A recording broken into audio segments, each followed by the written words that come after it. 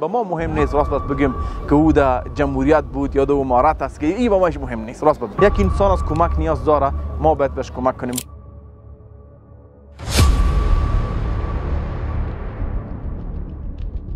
متاسفانه در افغانستان زیادتر اشتکا زندگی خود دست میدن به خاطر که هوای سرد.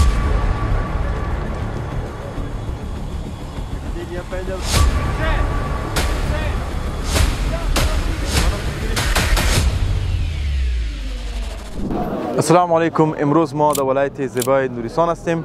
توزیع داریم به 400 خانواده توزیع زمستانی است. شما میبینین که از جمله اسباب زمستانی که نیاز است، اگه بخاری، جراب است، بوت است، کمپل و همچنان جامپر، دیگه چیزایی که لازم هستند. به خاطر قمر، بنیاد قمر به همراه همکارایش همیشه کوشش میکنه که در ولایتایی که واقعا هوا سرد میباشه کمکای زمستانی میکنه. ولایتایی که هوا گرم است در رمضان ما کمکای خوراکی، مواد خوراکی میکنیم.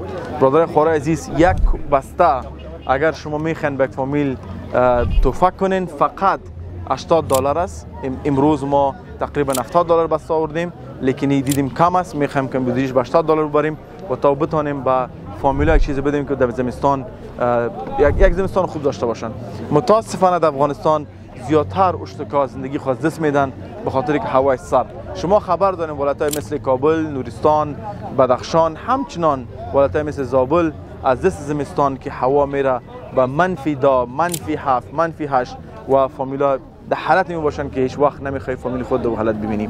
اگر میخوای ان شاء الله به می فامیلا کمک کنی و در بعدش اجر بگیری، شما لینک کار میتونین و شما میتونین به کمکتان روان کنین و ما به قسم با مردم، با مالین، با همچنان با فامیل شهدا، با فامیلایی که زندگی خان دست دادن. با ما مهم نیست راست باید بگیم که او در جمهوریت بود یا در امارت است که این با ماش مهم نیست. راست باید بگیم فقط یک کس نیاز است، حتی هندوس مسلمان است، با ما او مهم نیست. یک انسان از کمک نیاز داره، ما باید بهش کمک کنیم. به خاطر که یک روز یک زن یهودی بود در تکلیف بود و تیر میشد و عمر بن خطاب پرسان کرد که زن چرا از بیت المال بهش مال نمیدین؟ و گفت که زن یهودی است، اگه انسان نیست. یعنی به ادرس اسلام، از ادرس به حیث یک مسلمان، با ما در این حالت مهم نیست که عقیده یک نفر چیست، هدف سیاسیش چیست یا نظریه سیاسیش چیست. فقط یک انسان کمک نیاز داره، زندگیش در خطر است، گشنه است، ما باش بدون شک رسیدگی خواهد کردیم ان شاء الله.